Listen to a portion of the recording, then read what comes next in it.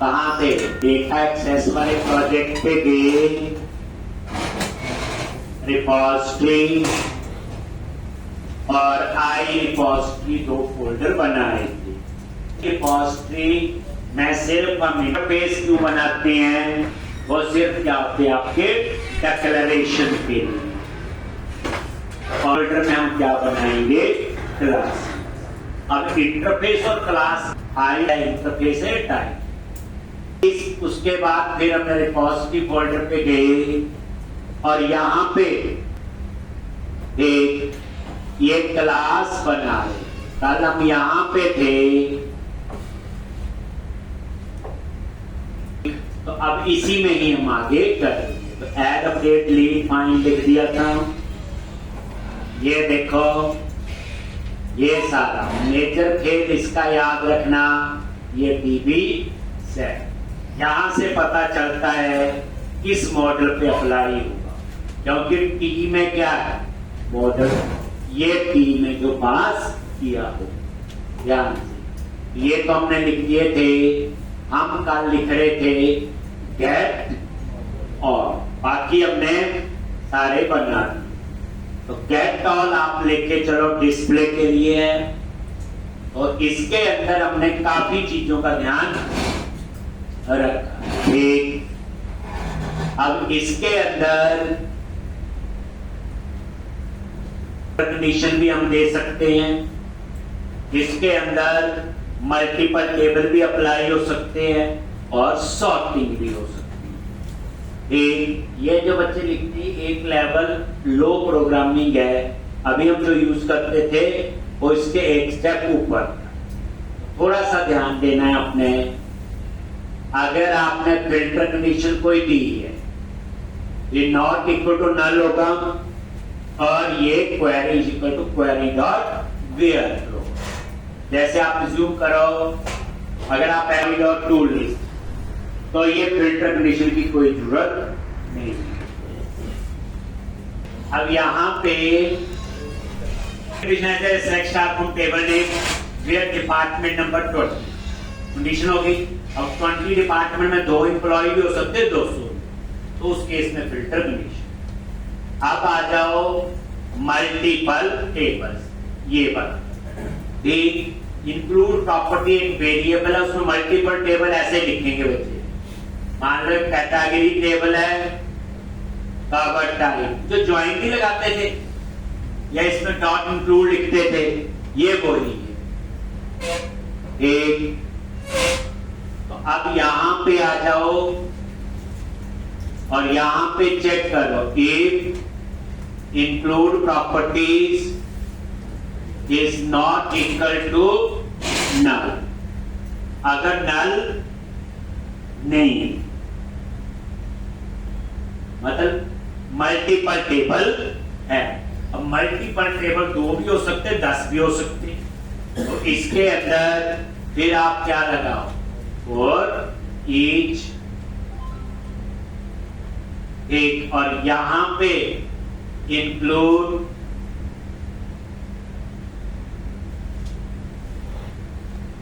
From, और यहां पे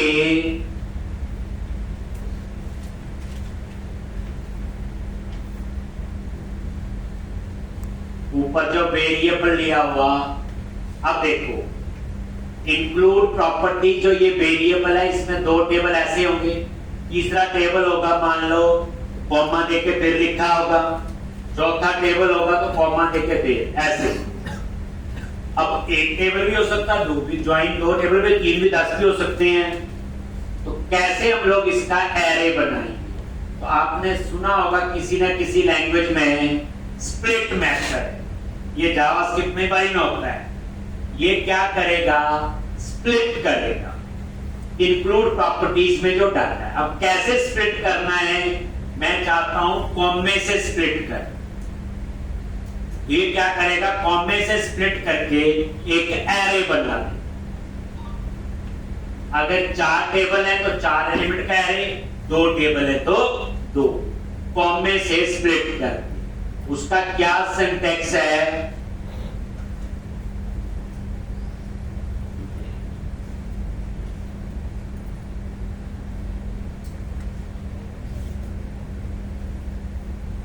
कॉमे से स्प्लिट करके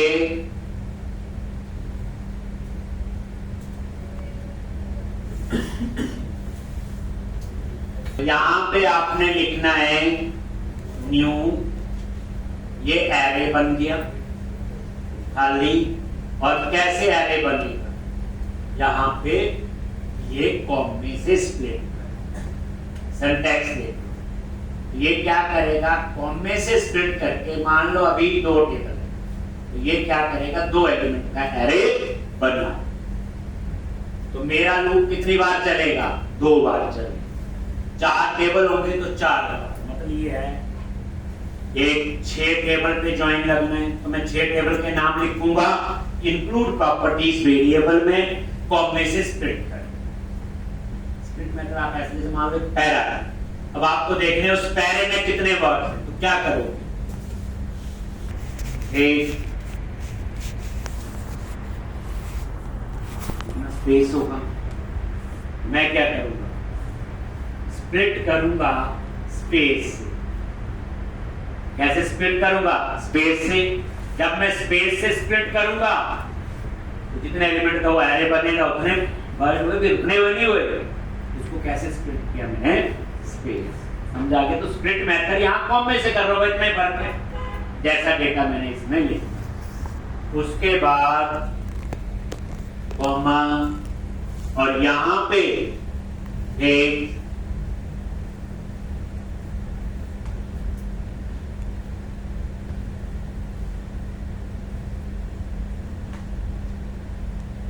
इसके बाद comma, string, remove empty entry.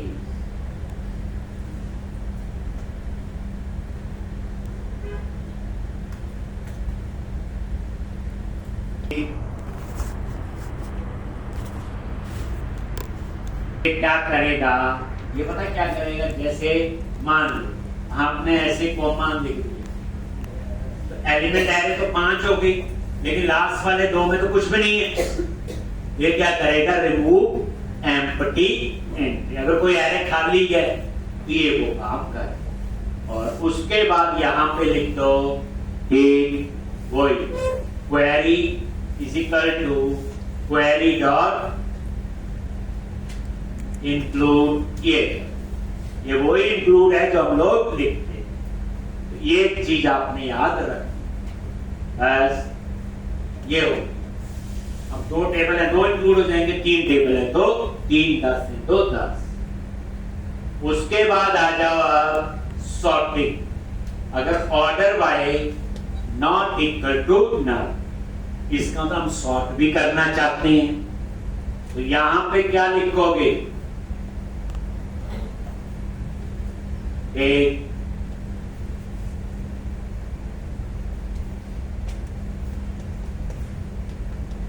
यहां पे सॉर्टिंग के लिए return order by query dot to place. ये किस पे ऑर्डर बाय करना है, उसको वो सॉर्ट कर। एक रिटर्न, ये जो ऑर्डर बाय है इसका अपना कीवर्ड है, एक तो यहां पे ये क्वेरी, जो क्वेरी हमने ऊपर के पास, और उसके बाद query dot to list, and में हमने क्वेरी डॉट टू लिस्ट। अब एक बार मैं बताता हूं, जैसे मान लो पहला केस सिंपल जो हम लिखते थे context dot employ dot to list, तो उस केस में ये तीनों कंडीशन काम नहीं करेगी, बस ये 2 लाइन चलेगी। हम तो लिखा underscore context dot books dot to list ऐसे लिखते थे ना, ये वो वाला केस। बाकी केस तो हमने ऐसे लगे कि प्रोजेक्ट में रिक्वायरमेंट आ जाए कि फिल्टर कंडीशन मल्टीपल टेबल है या सॉर्टिंग, क्योंकि जब चीज जेनरिक बनाई जाती है तो उसमें सारे केसेस का ध्यान रखना होता है। ठीक, अब देख लो ये आ गया। अब देखो, अगर वो कहते हैं फिल्टर कंडीशन है, ना सॉर्ट करना ना मल्टीपल टेबल है, तो फिर उस केस में ये दोनों नहीं चलेंगे। ठीक, तो अपना बदल कहने का ये हमने एक यूज केस बना के रख दिया जरूरत होगी चल जाएगा, नहीं होगी तो नहीं चलेगा। तभी वहां चेक किया नॉट इक्वल टू नल। तो ये था गेट ऑल। गेट ऑल को कंसीडर करो डिस्प्ले के लिए। अब आ जाओ आप इसी के ऊपर फर्स्ट और डिफॉल्ट। ये अब ये जो फर्स्ट और डिफॉल्ट है इसमें क्या होगा, ये जो है यही होगा डिस्प्ले का, बस इसमें सॉर्टिंग नहीं हो। ये फाइंड का कोड है, इसमें एक ही रो आएगी ना तो सॉर्टिंग नहीं होगी। क्या लिखा था पहले, आई वेरिएबल, ये उस टाइप का वेरिएबल ले लिया,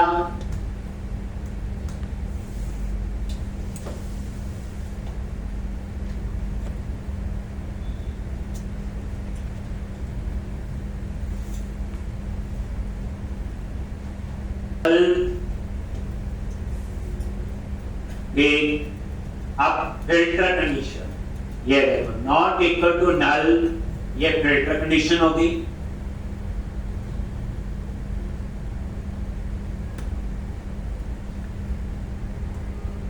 ये आ गया आपका। मल्टीपल टेबल है तो फर्स्ट और डिफॉल्ट तो काम करता है मल्टीपल टेबल पे, याद करो, गेट फाइंड नहीं करता, ये वही है। अभी मैंने लिखवाया कोड, क्या लिखेंगे, फॉर ईच, और ये वेरिएबल ले लिया इंक्लूड प्रॉप, और यहां पे include properties dot split. Split क्या रिटर्न करेगा, एक एरे, और एरे किस तरह से बनेगा, फॉर्म में से स्प्लिट करके। अगर उस एरे में कोई एम्प्टी एंटिटी होगी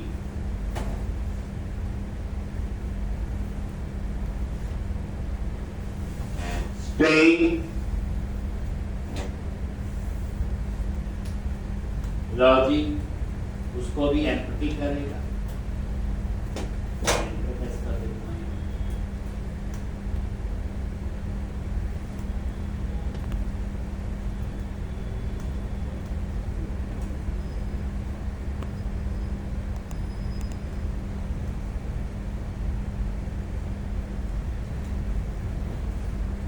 ऑन प्राइमरी की पे तब हम इसको यूज करें। तो ये थी बच्चे जेनरिक रिपोजिटरी। आप ये लेके चलो, कल और आज में हमने ये जेनरिक रिपोजिटरी बना एक। अब इसका फायदा ये है, अब आपके प्रोजेक्ट में 2 मॉडल है, 200 मॉडल है, सब पे काम करें, तभी तो बोलेंगे जेनरिक।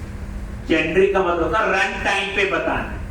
अगर हम कंप्यूटर में बात करें कि रन टाइम पे जब यूज करेंगे तब बताएंगे कि कौन सा मॉडल, उसके ऊपर फिर ऐड हो, अपडेट हो, डिलीट हो, फाइंड हो, डिस्प्ले हो, सारी कहानी लिखी। और आप ये कंसीडर करो एक प्रोजेक्ट नहीं, दूसरे प्रोजेक्ट पे भी सेम चल जाएगा। आप कोई भी प्रोजेक्ट बनाओ, फर्क सिर्फ टेबल का हो और प्रोजेक्ट के फ्लो बनाने का तरीका तो आप फॉलो कर सकते हो। एक ये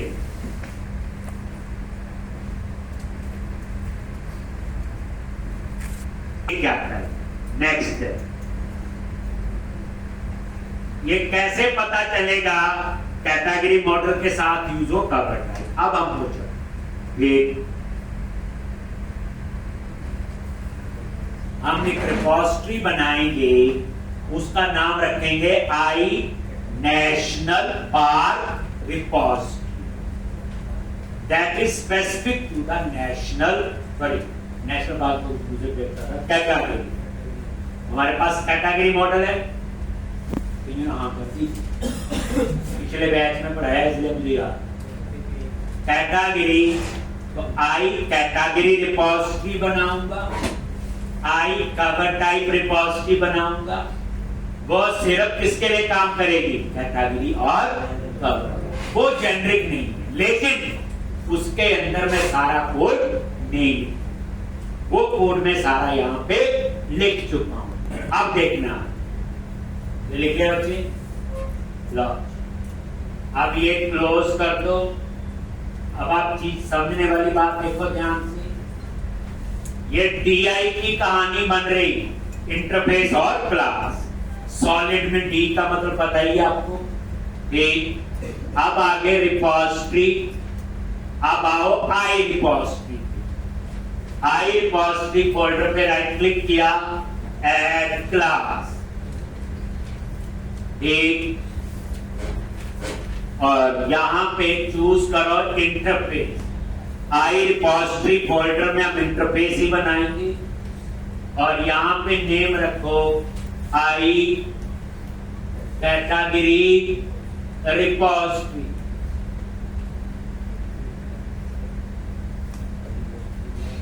I category repository.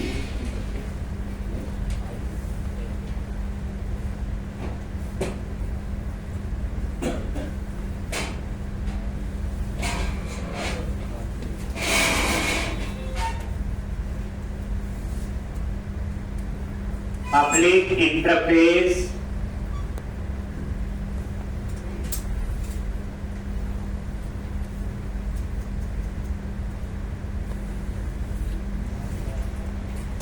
Category repository.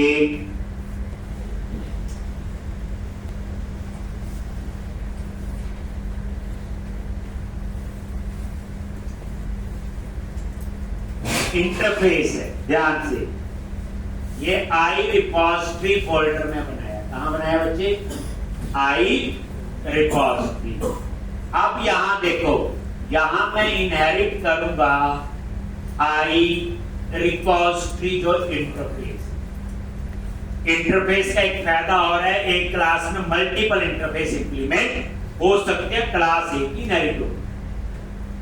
I repository और इसके अंदर ये दे देखो आप कैटेगरी। बस इतना ही। अब ये यहां से पता चल गया कि किसके साथ यूज होगा। कैसे? देखो, आई रिपोजिटरी पे F12 प्रेस करो, ये आ गया। टी में क्या आया है? जो टी है उसके अंदर क्या आ गया बोलो? ये देखो लिखा ना कैटेगरी। ये F12 हमने तो बनाया था। ये देखो अब हुआ क्या, आई रिपोजिटरी पे F12 प्रेस किया, आ गए यहाँ पे। अब टी में पास कर दिया कैटेगरी। अब इसके सारे मेंबर किसके साथ यूज होंगे? कैटेगरी। बस ये बात। अब हम बनाएंगे क्लास। ये इंटरफेस है क्लास, और क्लास का नाम रखेंगे कैटेगरी रिपोजिटरी। लो जी, रिपोजिटरी फोल्डर पे राइट क्लिक किया, ऐड क्लास, और यहां पे कैटेगरी रिपोजिटरी। ये रिपोजिटरी फोल्डर पे गए और ये क्लास बनाएंगे। क्या बनाइए बच्चे? रिपोजिटरी में क्लासेस, आई रिपोजिटरी में इंटरफेस। ये देखो, और यहां पे पब्लिक, अगर इंटरनल रहने दो तो इसी के अंदर यूज होगा, दूसरे प्लेट में यूज नहीं होगा। और यहां पे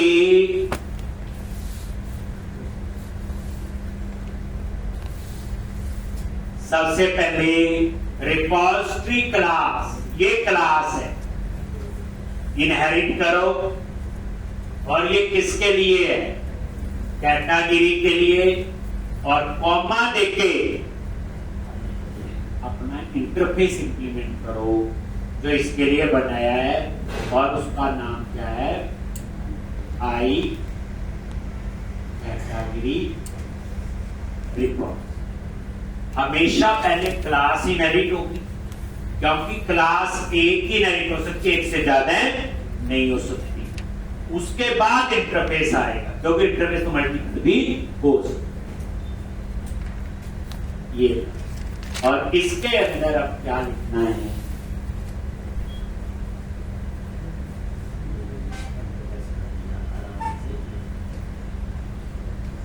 अब यहां पे private read only application dB context पता है।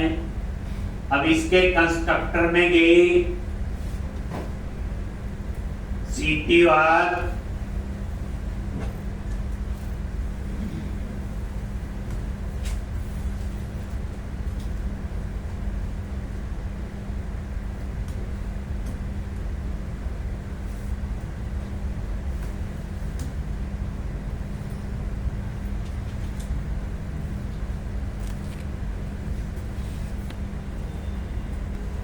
एक, अब ध्यान से देखो, ये देखो, ये तो पता है एप्लीकेशन डीबी कॉन्टेक्स्ट, ये कंस्ट्रक्टर है एक, और ये देखो ये रिपोजिटरी क्लास है। अब इस रिपोजिटरी में कैटेगरी पास कर दिया, F12 प्रेस करो, आ गया नहीं यहाँ पे, जहां सेव अपडेट लिस्ट सारे बने ठीक। और ये देखो बेस, ये बेस क्लास के कंस्ट्रक्टर को कॉल कर रहा है। बेस क्लास कौन सी है? रिपोजिटरी। तो देखो बेस पे F12 प्रेस करो, देखो आ गया। और यहां क्या मांग रहा हमसे? एप्लीकेशन डीबी कॉन्टेक्स्ट टाइप का, तभी हमने एप्लीकेशन डीबी कॉन्टेक्स्ट पास किया। लिखो। अब कैटेगरी मॉडल में सेव अपडेट लिस्ट करना होगा तो क्या है? भाई इतना टाइम लगा, कितना टाइम लगा आपके सामने। अब मैं बनाऊंगा कवर टाइप, यानी अब नहीं टाइम लगेगा क्योंकि हम जेनरिक रिपोजिटरी बना चुके हैं। देखो ये रिपोजिटरी क्लास यूज हुई, सेव अपडेट तो ये करेगी, और इसमें कैटेगरी मॉडल पास कर दिया, तो देख लो यही पढ़ना पड़ेगा। मैं ये कह सकता हूं, ये अभी आपको लग रहा है, अभी मैं कवर टाइप का बनाऊंगा तो आसान है। प्रोजेक्ट में 100 मॉडल होंगे, 100 बार लिखेंगे, अपने आप हो जाएगा। तो प्रोजेक्ट की सबसे मजेदार चीज होती है कि कोई चीज एक बार नहीं लिखी जाती। ये जो हम लिख रहे हैं हो सकता 25 बार लिखनी है, क्यों नहीं समझ आएगी?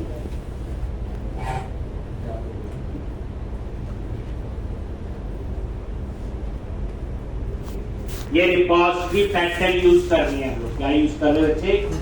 रिपोजिटरी। कभी इंट्रो देने जाओ, प्रोजेक्ट बनाया है, पूछ के रिपोजिटरी पैटर्न्स क्या होते हैं, कैसे यूज करते हैं, वही कहानी। अब हम सिंपल पढ़ते रहे तो उससे काम नहीं चले। अब आप दोबारा देखो, रिवीजन आ रहे किसके लिए? Cover type. दूसरा मॉडल कवर टाइप है। तो अगेन आई रिपोजिटरी फोल्डर पे आ जाओ, तो आई रिपोजिटरी पे राइट क्लिक किया, ऐड क्लास। आई रिपोजिटरी पे गए, ऐड क्लास, और यहां इंटरफेस, क्योंकि आई रिपोजिटरी में हम इंटरफेस ही बना, और यहां पे I cover type repository, I cover type repository.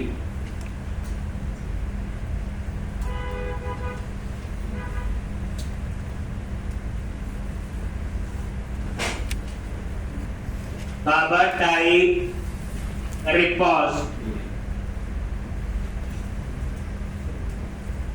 Public interface, I cover type repository, और यहां पे आई रिपोजिटरी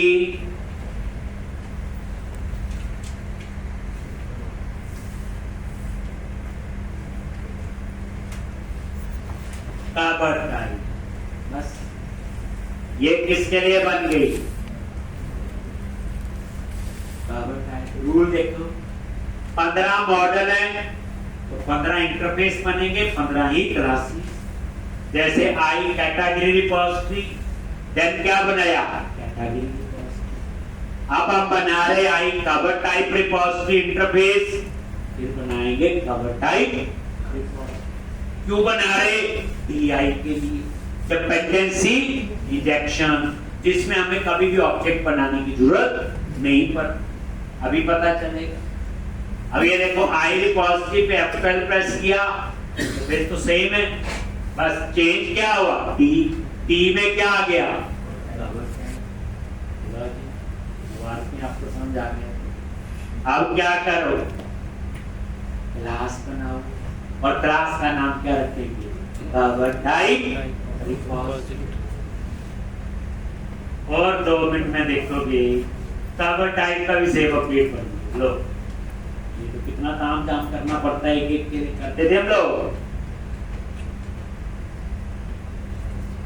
यानी जो मैं समझा रहा हूं, आपके पास 100 मॉडल बने हैं, एक मॉडल पे 2 मिनट लगाओगे आपकी रिपॉजिटरी तैयार हो जाएगी। यानी उसका save update leave mind display को जनरेट हो गया। ये फायदा होता है, ये असली यूजेबिलिटी। चलो अब ये देखो, कल हम पढ़ेंगे सैटरडे संडे। बच्चे इस प्रोजेक्ट को आपने शुरू से बनाना है, फर्स्ट डे से जितना शुरू किया था होगा, 1 सिटिंग में करना, याद रखना। इसके पीछे कुछ कंसेप्ट है। 1 सिटिंग मतलब ये है, एक बार बैठे 4 घंटे लगे करने को या 5। 1 सिटिंग में पूरा शुरू से लेके फ्राइडे। एक तो आपके पास एक प्रोजेक्ट की कॉपी और बन जाएगी, और आप जब 1 सिटिंग में पूरा कंसेप्ट सोचोगे आपका माइंड और डेवलप होगा। ऐसे नहीं करना 1 घंटा कर लिया, फिर 2 घंटे, फिर 2 घंटे बैठ गए 1 सिटिंग में। और जितना मेरा है कि मुझे लगता है 3 से 4 घंटे में 1 सिटिंग में कर। ऐसे ही अगले सैटरडे जब पहुंचेगा, राइट फ्रॉम फर्स्ट डे उस फ्राइडे तक 6 घंटे लगेंगे 1 सिटिंग में।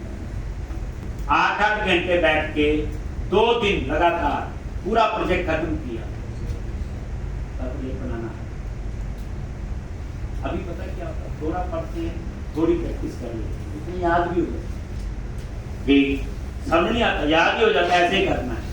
लेकिन जब 1 सिटिंग में बैठोगे ठीक, तो फिर थोड़ा फ्लो भी ध्यान रखना पड़ेगा। अब आगे क्या करना वो भी ध्यान रखना पड़ेगा। तो इसलिए चलो फोल्डर पे ऐड करो क्लास, और क्या नेम है, cover type repository, public class cover type repository.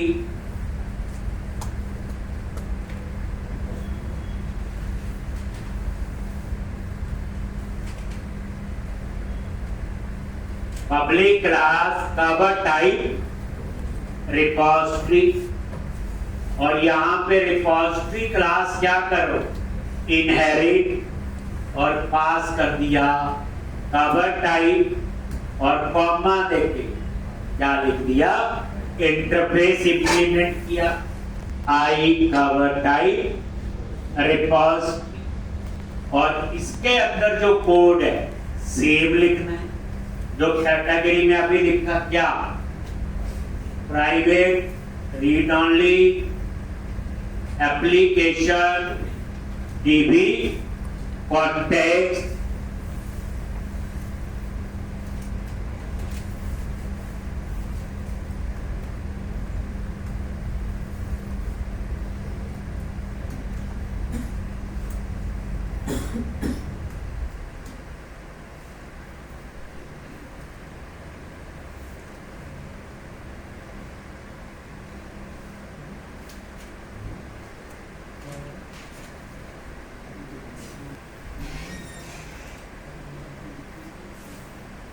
बोलो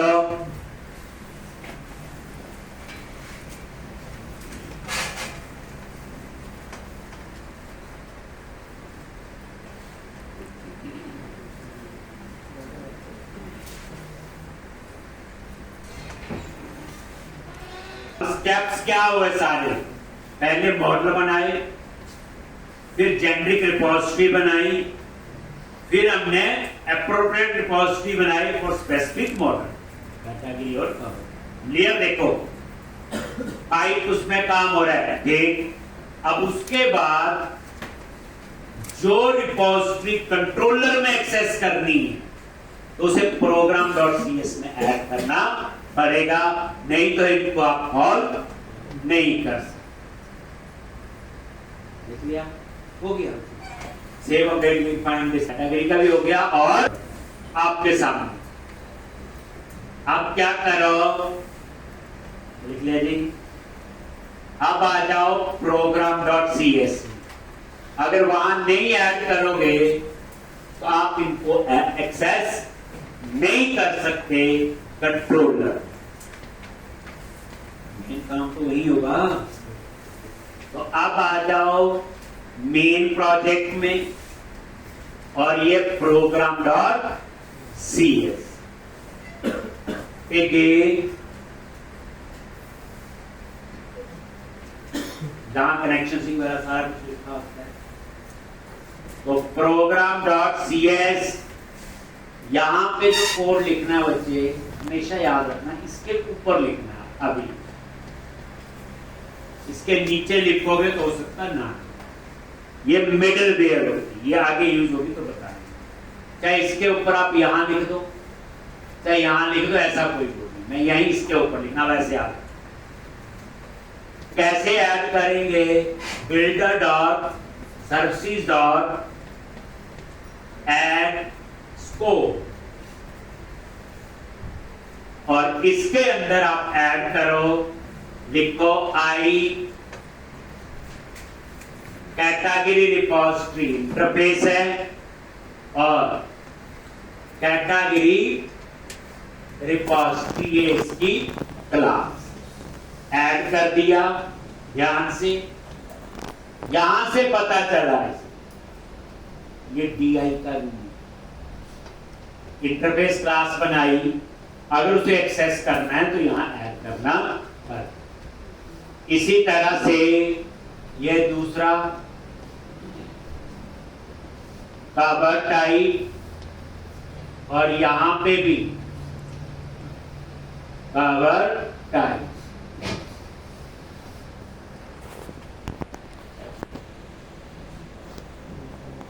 कवर टाइप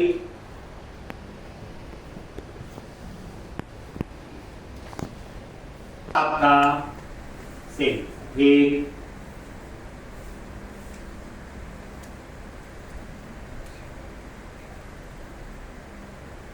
अब रिपोजिटरी तैयार है, मैं कंट्रोलर में एक्सेस करके काम शुरू कर। लेकिन इसमें एक प्रॉब्लम है, अभी तो मेरे प्रोजेक्ट में 2 मॉडल है, ये 2 लाइनें। प्रोजेक्ट में 100 मॉडल होंगे तो मुझे 100 बनानी पड़ेगी, रिपोजिटरी बनानी पड़ेगी, लेकिन यहां फिर 100 लाइनें लिखनी पड़ेगी। इस 2 मॉडल तो 1000 भी हो सकते हैं, ये तो डॉटनेट वाले प्रोजेक्ट में तो बहुत ज्यादा हो सकते हैं। और program.cs फाइल पूरे प्रोजेक्ट में एक होगी, तो पता चले 1000 मॉडल है, 1000 लाइन हमने यही लिख दी। लिखने में कोई अर्थ नहीं, लिख सकती है, पर एक फाइल में हम नहीं चाहते क्या इतना कोड इसमें लिख। ये कॉन्फ़िगरेशन फाइल है, इसको उतना यूज करें जितनी जरूरत। तो अब मैं इसको बना दूंगा कमेंट। फिर क्या करें, प्रॉब्लम समझाई सबको, पहले सोचो। फॉलो कर रहे हैं प्रोजेक्ट में मॉडल 2 भी हो सकते हैं, 200 मान लो 200 मॉडल बना लेंगे, माइग्रेशन चला लिए, ठीक है। फिर 200 रिपोजिटरी बनेगी, मतलब 200 इंटरफेस बन जाएंगे, 200 क्लासेस बना लेंगे, वो तो बनानी पड़ेगी। ठीक, अब उसके बाद अगर वो यूज करनी है मेरे को तो सारे program.cs में ऐड करने पड़ेंगे, ये DI का रूल है। तो फिर 200 लाइनें यहां लिखूंगा। अब program.cs फाइल एक कॉन्फ़िगरेशन फाइल है, और कॉन्फ़िगरेशन फाइल में हम लोग ज्यादा इतना तो उस फाइल को और कॉम्प्लेक्स बना दे, ऐसा काम नहीं करते। तो अब इसके लिए मैं क्या करूंगा, एक और लेयर बना। चलो पहले सीधा होता था, मॉडल बनाया, सीधा कंट्रोलर और सीधा व्यू। अब तो पता ही नहीं है मॉडल कहाँ, कंट्रोलर कहाँ और व्यू कहाँ है। ठीक है, अब आप क्या करो, वहीं पे डेटा एक्सेस वाले प्रोजेक्ट पे जाओ, रिपोजिटरी पे गए और आई रिपोजिटरी में एक नए रिपोजिटरी बनाओ। एक लेयर और हो गया। ठीक, जैसे सिक्योरिटी है ना, जेट सिक्योरिटी बाई, ये लेयर है। एक लेयर में आपका आ गया मॉडल, उसके बाद आ गई जेनेरिक रिपोजिटरी, उसके बाद आ गई आई कैटेगरी कवर टाइप वाली रिपोजिटरी, अब एक और आ गई। ठीक, तो आई रिपोजिटरी पे राइट क्लिक किया, ऐड क्लास, इंटरफेस, और क्या नेम रखेंगे,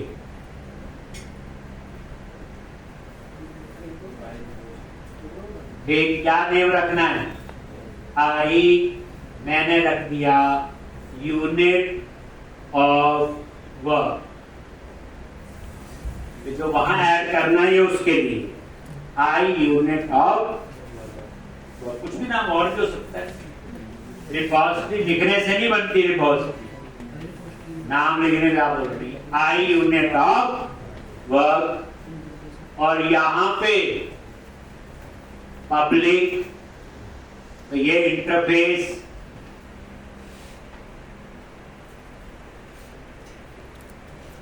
अब यहां पे आपने क्या करना है, ठीक,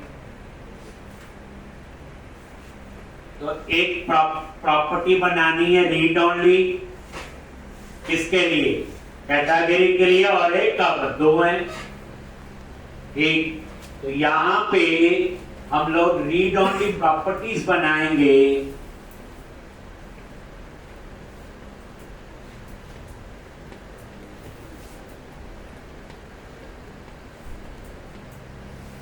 तो यहां पे आई कैटेगरी रिपोजिटरी, और इस तरह से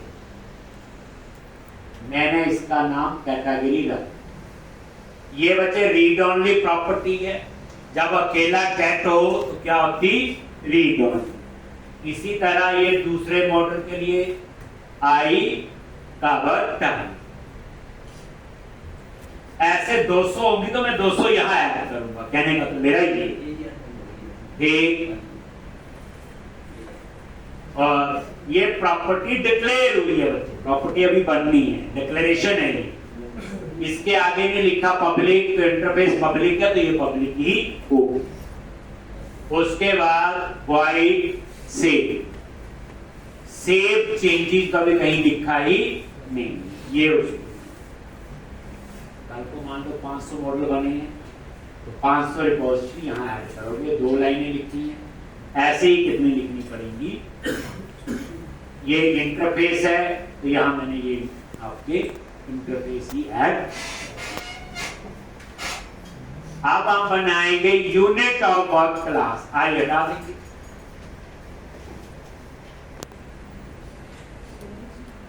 एक ये इंटरफेस है ना, पब्लिक इंटरफेस, तभी इसका नाम क्या रखा, आई यूनिट ऑफ वर्क। अब आप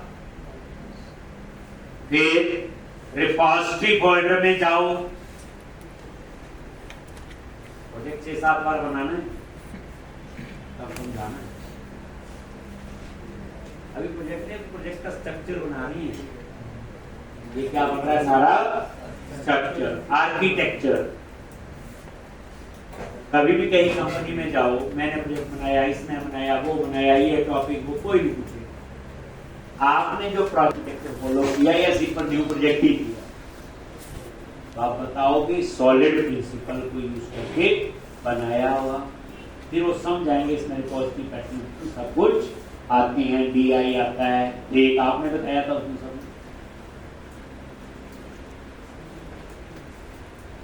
ये जो बच्चे तरीका आप फॉलो कर रहे हो, ये जो पढ़ रहे हो आप एक कोचिंग नहीं ले रहे हो, ये सिर्फ जैसे हम लाइव काम करते हैं कंपनी में, ये वही काम हो रहा है, बस कंपनी में कोई बताता नहीं, यहाँ आपको सारी चीज बताएगी। भाई नहीं, एक करना यही, वहां पे 2 साल एक्सपीरियंस वाला बच्चा काम कर रहा है, आप अपना प्रोजेक्ट आप देखोगे, आपको भी उन चीजों की अंडरस्टैंडिंग हो।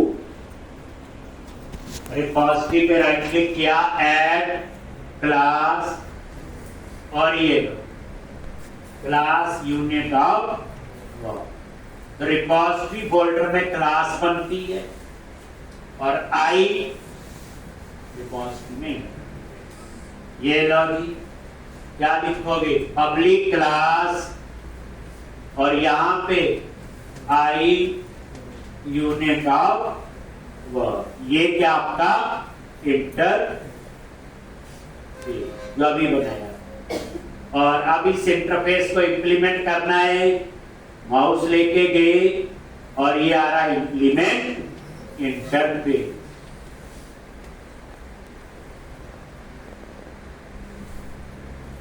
Implement interface.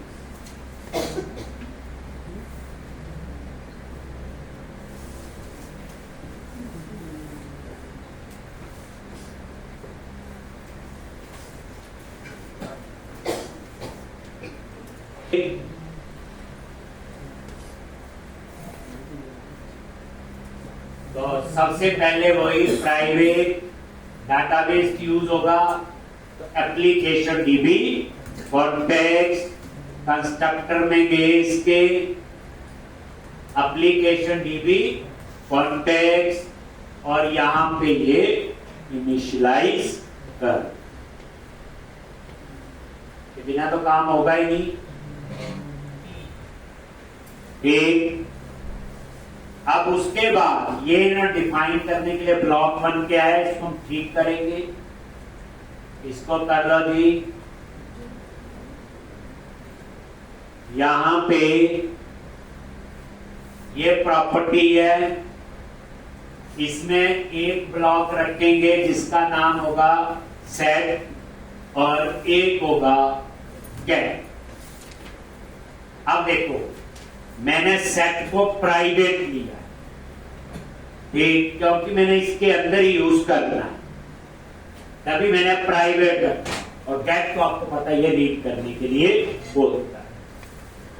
जब मैंने यहां प्रॉपर्टी बनाई थी तो यहां गेट लिखा, ये देखो, इसलिए गेट ही है, ये प्राइवेट। अगर मैं यूज करूंगा तो बताता हूं।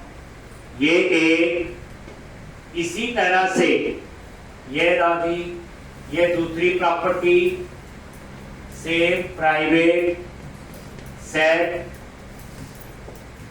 और गेट।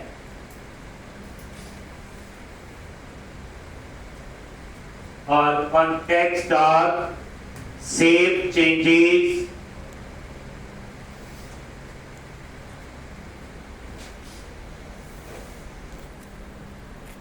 सेव चेंजेस, और ये सेव, ये बस। अब क्या करेंगे, मान लो 25 मॉडल बने हैं, 25 पॉजिटिव बनाऊंगा, 25 को ऐड करूंगा आई यूनिट ऑफ वर्क में। और यूनिट यहां पर क्या होगा, ये दो लाइनें हैं, ये कितनी हो जाएंगी 25। और यहां कंस्ट्रक्टर में भी पास कर, याद रख क्या लिखेंगे,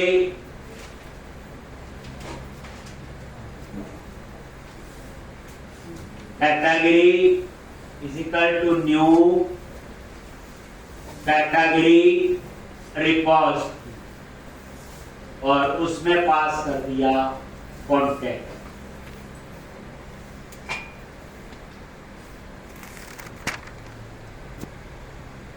इसी तरह से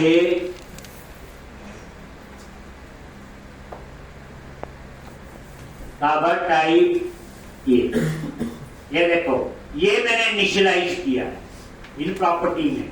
अब ये पॉसिबल तभी हुआ सेट था, अगर सेट नहीं होता तो मैं इनिशियलाइज, क्योंकि गेट में तो रीड ही होता है। प्राइवेट बनाया तो मैंने इसके अंदर ही इसे राइट कर। और ये देखो कॉन्टेक्स्ट दे दिया। कल मैं पूरा फ्लो समझाऊंगा बच्चे F12 करके कि कैसे कैसे ये वर्क कर रहा है। इसमें सेव अपडेट करेंगे जो पहले दिन से हम पढ़ते आए, बस एक वेल मैनेज कोड हमने कोशिश की है लिखने की, रीयूजेबिलिटी, ताकि हम कम टाइम में ज्यादा कोड कर सकें। यही होगा इसका मतलब। ठीक, ये लॉजिक और ये